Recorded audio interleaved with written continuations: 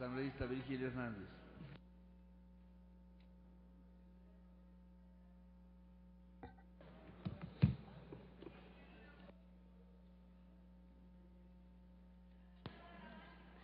Gracias, presidente. Estimados colegas asambleístas, me gustaría poder efectivamente permitirme algunas líneas de análisis respecto de lo que sucedió el 30 de septiembre y también, de alguna manera, participar en el debate de una tesis central que aquí se ha planteado en esta mañana.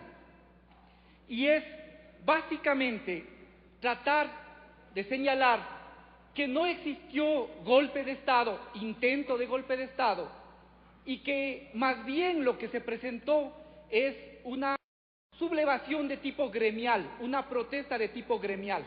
Eso es más o menos la idea central que hemos estado discutiendo en esta mañana.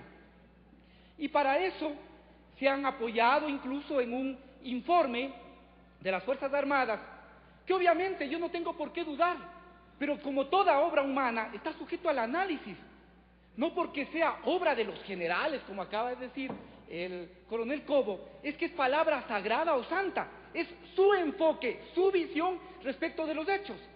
Y nosotros nos apoyamos en esos documentos, pero obviamente tenemos la posibilidad incluso de cuestionar o de manifestar nuestros puntos de vista respecto de lo que está escrito en ese aspecto, en ese documento.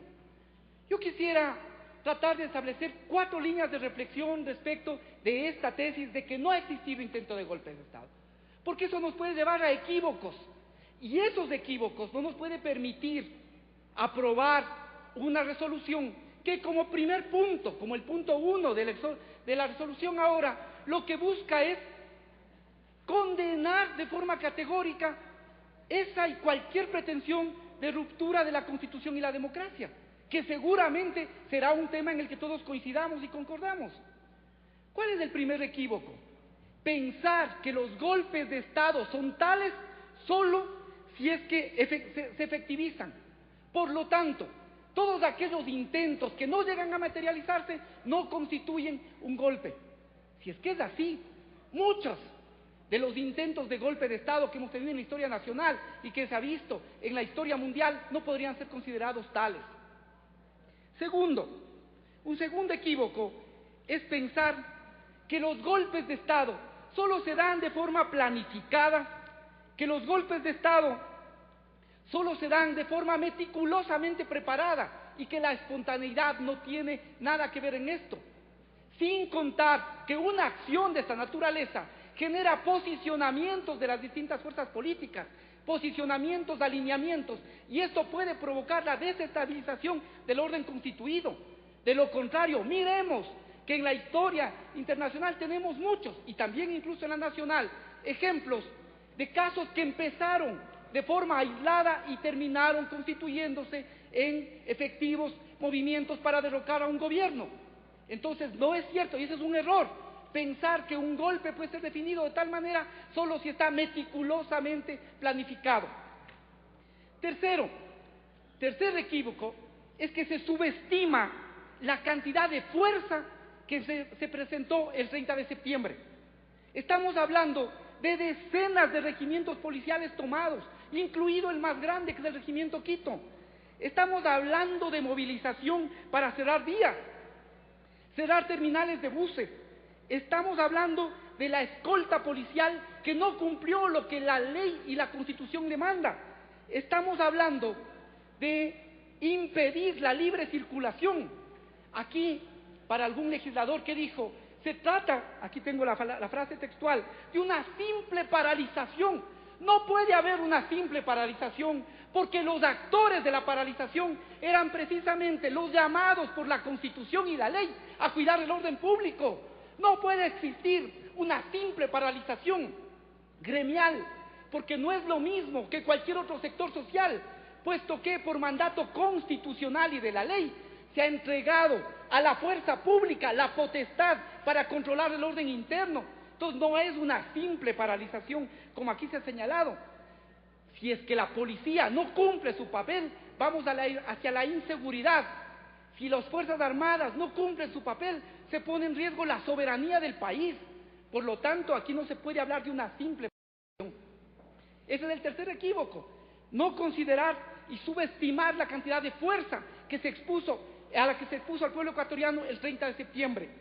Y cuarto, es la negación del contexto histórico de este país. Y creo que ese es un elemento que a nosotros como asambleístas nos debe llevar a reflexionar. Este país ventajosamente se ha caracterizado porque los enfrentamientos que han tenido mucha beligerancia, incluso verbal, sin embargo, en la gran mayoría de los casos han sido incruentos.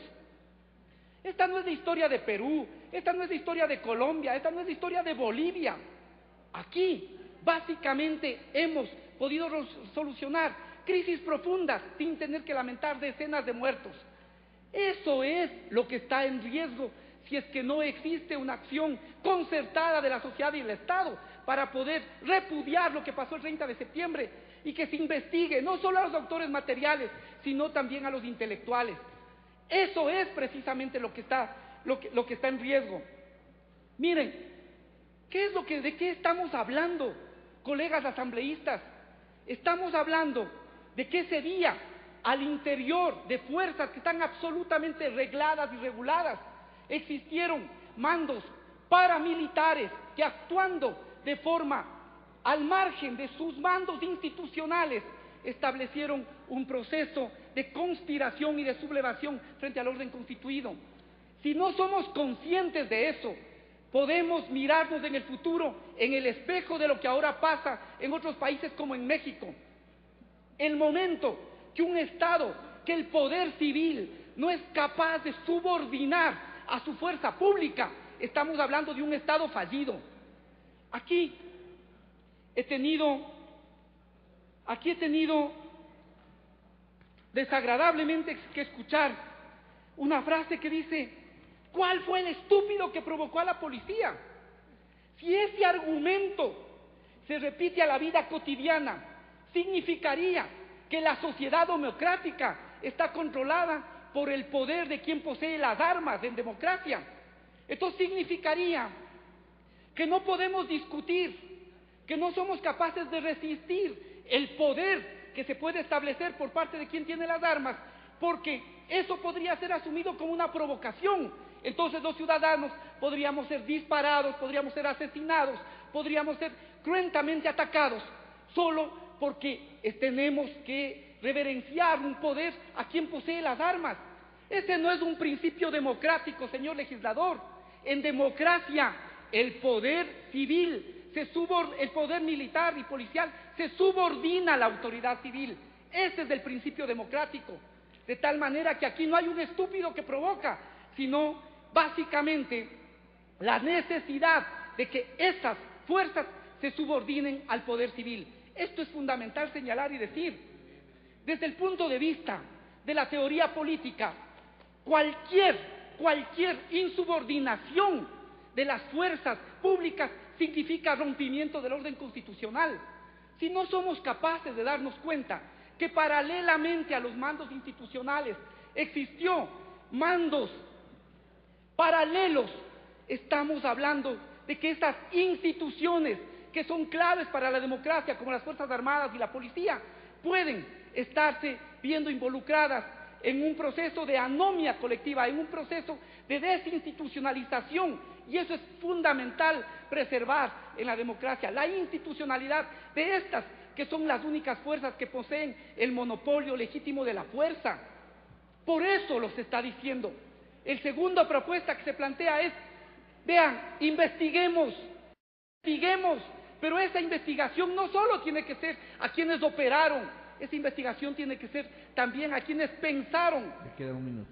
¿Por qué tenemos miedo de pensar o de poder plantear una solución que lo que haga es pedir que se investigue? Porque de lo contrario, el que no tengamos claridad, no permite sanar. Puede haber especulaciones y yo me permito hacer la mía. ¿No será acaso que las fuerzas que estuvieron atrás del 30 de septiembre son aquellas fuerzas a las que este gobierno ha enfrentado? A mí se me puede ocurrir por lo menos dos.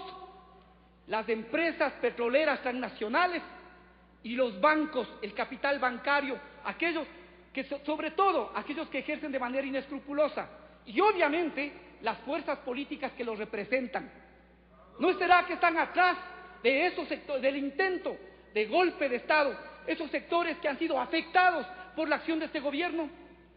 Por eso, para que no existan este tipo de especulaciones, es necesario que pueda existir investigación y claridad.